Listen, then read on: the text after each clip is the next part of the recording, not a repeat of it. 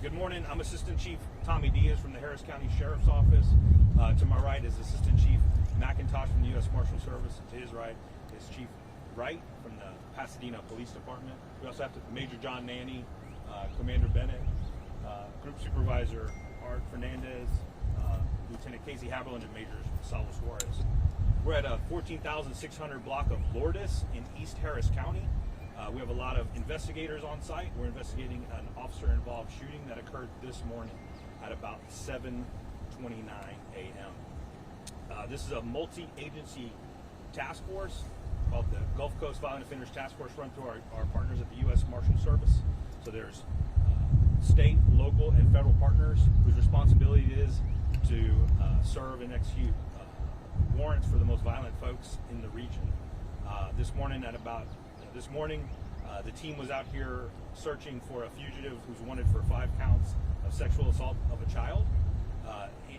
While conducting surveillance, the fugitive stepped out, and deputies and officers attempted to arrest the target. The subject jumped into a vehicle, and while giving orders to step out of the vehicle, the subject produced a weapon, and our deputies and officers discharged a firearm. So just really quickly, there were 4 different agencies on site who discharged firearms: the Harris County Sheriff's Office, the United States Marshal Service, the Pasadena Police Department, and Texas Department of Corrections, OIG. So once again, multi-agency task force charged with searching for the most violent fugitives in the region. You will see investigators here from all of our agencies who are responsible for conducting criminal investigation, in addition to conducting administrative investigations to ensure that our policies and our practices are followed. The Harris County District Attorney's Office is on site as well. They conduct an independent investigation which will be delivered to the grand jury, who will make a decision about any criminal charges. Do you have any questions for me or any of our teammates? Yeah, Okay. He was shot and killed. Yes, he was. 4 shots. That's to be determined. You know, we're doing the forensics part, and the suspect was shot and killed. And he did shoot first. That's part of the investigation, but a gun was recovered. Weapon. 2 shootings in 2 days by the same task force. Is this unusual? These things are these particular folks are charged with finding the most violent people.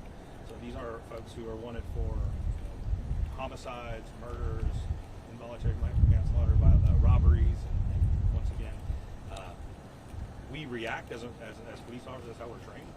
We don't act. We react to the subject's behaviors, and if they have a weapon, things like that. So it's not unusual, or it is? Okay, go ahead. Good morning. Unfortunately, we don't get an opportunity or a chance to pick the warrants that we receive, but across the country, the Marshal Service task forces arrest over 75,000 violent fugitives each year. It's unfortunate, but these guys have a very dangerous job. They're very professional, and 2 in 2 days, it's our main concern is the safety of our neighbors and our officers as well. So it is unfortunate 2 in 2 days, but again, these guys were working a case on a warrant, and they were here. They do a very diligent job of working the investigation, and it led us to where we are this morning. And going off that question, this is the second day for this officer-involved shooting. Are you guys doing like a roundup? Are we going to see more of these happen maybe tomorrow, where you guys are trying to issue these warrants? This was not a part of a roundup. But daily our guys are on the street. Our task force officers are on the street. Again, this is an excellent example of our state and local partners working together. These officers train together. They're not just out here today, working this case. They train together. They do a number of exercises throughout the course of the year to prepare them for situations like this. And we as a Marshal Service would not be as successful without our outstanding state and local partners. And today to work together these last 2 days, it's just a testament to their hard work and dedication to what they do. Just to be clear, is it the same agencies for both days? Marshals and then task force? It's the same task force. Okay, but not U.S. Marshals Both agencies? Gulf Coast Task Force. Today was Gulf Coast Task Force. Yesterday was a OSADEF. Yeah. Gulf Coast. Yeah. Was it Gulf Coast for both, or? For both Gulf days? Coast Task Force members for both. Yes. Okay, both days. Okay. Clarification real quick on this shooting. So when the task force arrived, was they go to the door, or was the suspect already in his car? Like, how did that initial interaction happen? Well, we're not going to divulge that information right now, but we will say that. Did they go to the door and knock? I know yesterday there was a knock on the door. They announced themselves. Like, what was the initial? Yeah, like how did they? Like, how did they? I'll defer to. Okay. Supervisor Fernandez, the U.S. Marshals. This was an opportunity to arrest him in the safest way that they felt at that moment, is when he came out of the house and went into the car. And in order to not allow him to get into the streets, put any other public in danger, they attempted to execute the warrant at the vehicle. And so they strategically approached to pin the vehicle in, and that's where the contact ensued. So a lot of the kids were walking to the school bus stops at the time. Were there any kids close by? And how do you all go about making sure that, you know, people in the neighborhood are safe? Yeah, those are factors that are taken into consideration. I don't have information about any comments about kids being nearby, but oftentimes we will advise the schools nearby that we have an operation if time permits. In this case, they use their training to be aware of the background and things like that. So, How many people were in the house at the time? Do we know? 3. Children, wife, or do we know any kids? 2 adults and the deceased. Was this his home, or was he staying with someone? We believe he was staying here. With a relative? Or? I don't have all the information, but we had information. This case was actually from Jefferson County, and so like many cases, the marshals get, or the Gulf Coast Task Force gets, up to 10 cases a week of violent fugitives that are wanted from other jurisdictions. Could be from Miami, New York, Tampa, San Antonio, oftentimes Louisiana, because of our proximity. In this case was a collateral lead for us. We had information that was provided to us that he may be living in this area, and then the investigation was conducted by our team, and it was a brief investigation, but he was found recently, and then today was the warrant plan. What about his name and age? His name was The Harris County Medical Examiner's Office will conduct and make the identification. So on the counts of the sex assault of a child, is there an age range, or like what? Any details? Well, it's another county, so I can't speak to that, but generally be under 17. It could be. I don't have the information on the case. How dangerous do you think this fugitive was? I mean, I know what you guys emphasize was important to not have him make it out to the street. We approach almost every case similarly. We assume they all might pose a danger to us or to the community. So he was as dangerous as they all could be, potentially. He did have a weapon. I don't want to speak about his history, but the warrants, they're violent offender warrants, so we approach all of them with caution. Can you tell us the information in Spanish, please? Absolutely. Did he point the gun at all at officers? That's Or- under investigation, but yeah. Thank you.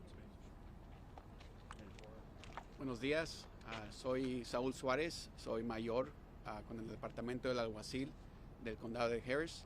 Esta mañana, aproximadamente a las 7 de la mañana, oficiales de nuestra agencia y de un equipo táctico que se enfoca en arrestar los más violentos fugitivos aquí en el área, trató de ejecutar una orden de arresto a un sospechoso que tenía 5 felonías. Las felonías eran por asalto sexualmente a un juvenil. Los oficiales tuvieron un contacto con el sospechoso. En ese momento, el sospechoso tenía una pistola, entonces en ese evento hubo un tiroteo. Nuestros oficiales, 2 oficiales de nuestra agencia tiraron, le dispararon al sospechoso. También otros oficiales de los U.S. Marshals y también el departamento del policía de la ciudad de Pasadena y el sospechoso falleció. En este entonces estamos investigando la escena, tenemos nuestro equipo de homicidio, tenemos nuestro equipo que se enfoca en evidencia de la escena criminal y también tenemos nuestros investigadores de internos que investigan a nuestros propios oficiales para asegurar que estemos siguiendo nuestro entrenamiento, pero también para tener gente que nos asegura que estamos haciendo el trabajo efectivamente. Y quiero recordar a la comunidad que nuestra agencia, cuando se enfoca en la seguridad pública, es nuestra número una prioridad. Por eso estas escenas y estos sospechosos que tienen órdenes de arrestos bien violentos, es nuestra prioridad de removerlos de las calles y también de arrestarlos.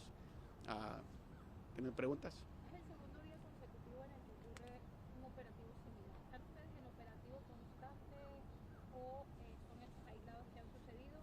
¿Y de qué manera detuvieron a estos? Sí, nuestro equipo es un equipo táctico que esto es lo que hacen todos los días. Estoy bien orgulloso del trabajo que hacen porque todos los días ponen sus vidas en peligro para poder arrestar gente sospechosos que tienen órdenes de arresto bien violentas. Entonces ellos es lo que hacen todos los días. Este evento de hoy no fue operativo. El evento que se estaba refiriendo a usted, el de ayer sí fue, pero hoy es lo que hacen todos los días. Ellos arrestan entre 10 o 15 personas por semana y es un equipo técnico que es no nomás es local, pero es federal y también a veces pasa entre estados. En este caso, el sospechoso tenía órdenes de arresto en la ciudad de Beaumont, que está aquí cerquita de Houston. Entonces también ellos no nomás es local, es gente que está aquí, que está buscada y fugitiva en todo el país.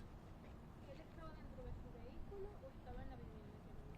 Sí, ahorita la investigación es preliminaria, no puedo decir esos detalles, después vamos a decir más. Nuestro equipo de homicidio está haciendo un buen trabajo investigando eso, ellos están procesando todo. Pero parece que pasó en frente de la casa, aquí en el este del condado de Harris. ¿Habían otras personas con sospechosos? Sí, tenemos ahorita gente detenida, todos están a salvo, no hay nadie más que está a riesgo, toda la comunidad está a salvo en este momento. También quiero asegurarle la seguridad que vamos a estar aquí como otras 2 horas más y luego vamos a abrir las calles para poder que pasen y puedan moverse en vehículos. Pero sí tenemos gente detenida, es parte de nuestra investigación. Ahorita tenemos 3 personas detenidas. De nada. Clarification real quick on the agencies that were involved on the shooting. It was Harris County Sheriff's Office, the Marshals, Pasadena Police Department, and the Texas Department of Corrections. That's correct. Yes. All right. Other questions? Thank you.